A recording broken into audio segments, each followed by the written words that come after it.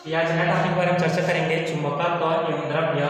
इस चैप्टर से भी क्वेश्चन पूछा जा चुका, क्वेश्चन पूछा जाता है, एक बड़ा क्वेश्चन पूछा जाता है। तो पहले चुंबकत्व के बारे में इसको पढ़ लेते हैं, चुंबकत्व कहाँ उत्पन्न होती है। तो एशिया माइनर के स्थान में एक मैग्नेटाइट अयस्क पाया जाता था, जो लोहा को अपनी ओर आकर्षित करता था। मैग्नेटाइट अयस्क पाया जाता था, लेकिन भारत में जो लोहे का अयस्क होता है वो हेमेटाइट पाया जाता है, मैग्नेटाइट नहीं पाया जाता, याद रखना। तो चुंबकत्व पदार्थ उत्पत्ति एशिया माइनर के स्थान मैग्नीशियस हुई है, जहाँ पर मैग्नेटाइट अयस्क बहुतायत मात्रा पाया जाता है और यह हल्की मात्रा में लोहा को अपनी ओर आकर्षित करता था। बाद में आगे चलकर ये पता चला कि यह मैग्नेटिक अयस्क का लोहा को अपनी ओर आकर्षित करता है। बाद में आगे चलकर ये पता चला कि मैग्नेटाइट से ही चुंबकत्व की उत्पत्ति हुई है। मैग्नेट शब्द से, मैग्नेट शब्द से चुंबकत्व की उत्पत्ति हुई है। और जो चुंबक होता है वो लोहा, निकिल, कोबाल्ट से मिलकर बनाया जाता है। इसे चुंबकीय पदार्थ कहते हैं। चुंबकीय पदार्थ का मतलब होता है चुंबकीय पदार्थ। तो चुंबकीय पदार्थ का मतलब होता है लोहा, निकिल, कोबाल्ट।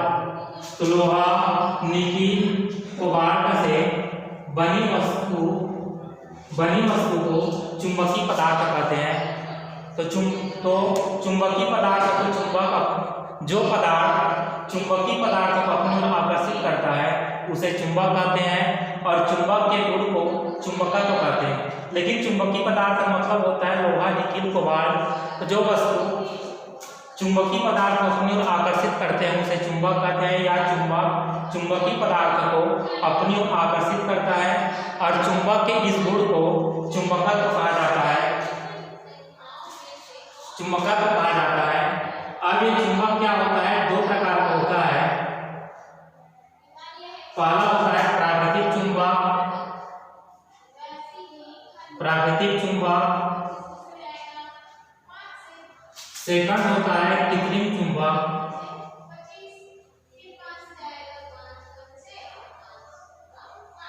तो प्रकृति से प्राप्त चुंबक को प्राकृतिक चुंबक कहते हैं। जैसे क्या होता है, जो मैग्नेट होता है ये एक प्रकार का प्राकृतिक चुंबक है। पृथ्वी भी प्राकृतिक चुंबक की भांति व्यवहार करती है, लेकिन प्राकृतिक चुंबक का चुंबकत्व बहुत कम होता है और यह बेढंग होता है, इसे कोई भी आकार नहीं दिया जा सकता। कृत्रिम चुंबक का मतलब होता है मानव निर्मित चुंबक को कृत्रिम चुंबक कहा जा सकता है, और ये कृत्रिम चुंबक प्राकृतिक चुंबक से शक्तिशाली होती है। और कृत्रिम चुंबक की अलग अलग प्रकार को, जैसे दंड चुंबक होता है, चुंबकीय सुई होती है, चुंबकीय कंपास होता है। तो ये कृत्रिम चुंबक के प्रकार है। तो चुंबक दो प्रकार के होते हैं, प्राकृतिक चुंबक, सेकंड होता है कृत्रिम चुंबक। तो प्रकृति से प्राप्त चुंबक को प्राकृतिक चुंबक कहते हैं। जैसे मैग्नेटाइट एक प्रकार का प्राकृतिक चुंबक है और पृथ्वी भी एक प्राकृतिक चुंबक की भांति व्यवहार करती है। अब इसके थोड़ा सा गुण पढ़ लेते हैं, चुंबक के गुण क्या क्या होते हैं। तो चुंबक का पहला गुण होता है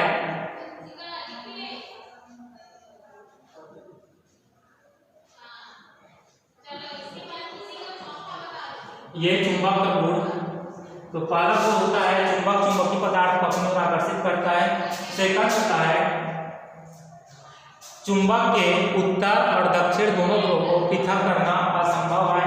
तीसरा होता है चुंबक को पृथ्वी के तल पर चुंबक की अनुपस्थिति में स्वतंत्रता पूर्वक लटकाए जाने पर उत्तर दक्षिण दिशा में ठहरता है। अब क्वेश्चन ये आता है कि चुंबक हमेशा उत्तर दक्षिण दिशा में क्यों ठहरता है। तो जब चुंबक को पृथ्वी के तल पर स्वतंत्रता पूर्वक लटकाया जाता है तो पृथ्वी की क्षैतिज तीव्रता चुंबक को घुमाकर क्षेत्र के समांतर लाने का प्रयास करता है। इसी कारण चुंबक हमेशा उत्तर दक्षिण दिशा में ठहरता है। चौथा होता है चुंबक को पिटने पर या पटकने पर या गर्म करने पर चुंबकत्व नष्ट हो जाता है।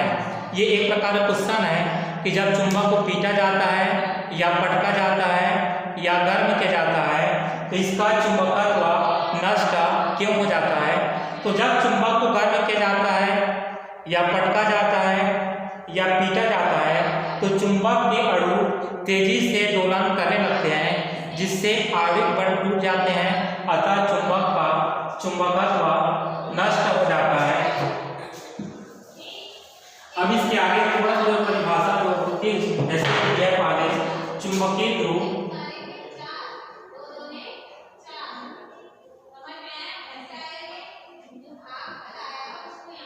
चुंबकीय ध्रुव।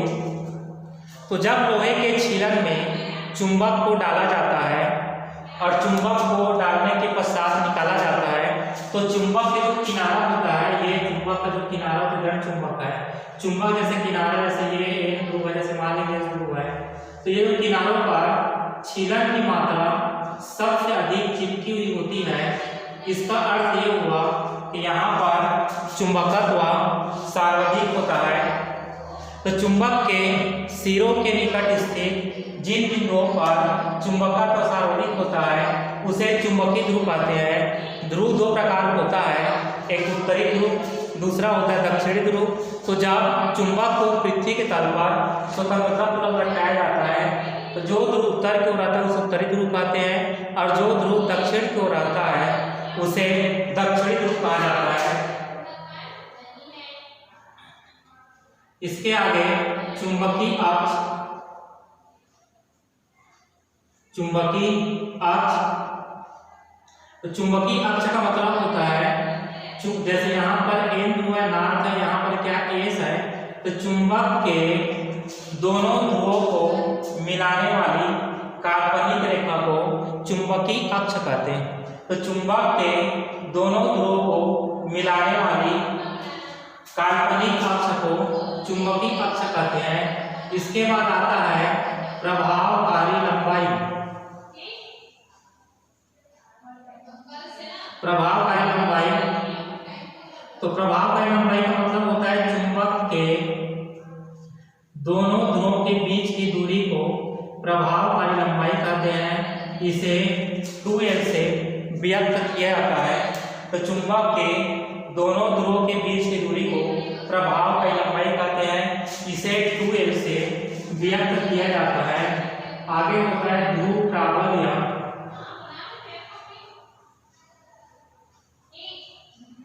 ध्रुव प्राबल्य, तो ध्रुव प्राबल्य का मतलब होता है चुंबक के दोनों ध्रुवों को अपनी ओर आकर्षित करने की क्षमता को ध्रुव प्राबल्य कहते हैं।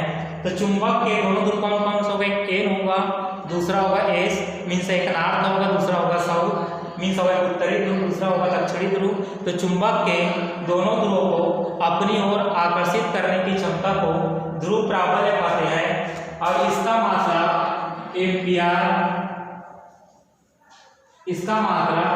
एम्पियर मीटर होता है और यह एक अदिश राशि है, ध्रुव प्राबल्य का मात्रक एम्पियर मीटर। इसका जो बिंदु सूत्र होगा m का पावर 0 n t का पावर 0, एम्पियर का मतलब a। इसका जो बिंदु सूत्र होता है m का पावर 0 n t का पावर 0 a। इसके बाद आता है चुंबकीय आमुक्तार। तो चुंबकीय आमुक्तार का मतलब होता है n ध्रुव होगा s, इसको चुंबकीय आमुक्तार कहते हैं। तो चुंबक के ये चुंबकीय आमुक्तार है। तो चुंबक के चुंबकीय आमुक्तार, तो चुंबक के दोनों ध्रुवों से होकर जाने वाली काल्पनिक रेखा चुंबकीय आमुक्तार कहलाती है। इसका जो अगला टॉपिक है उसको कल पढ़ा दूंगा।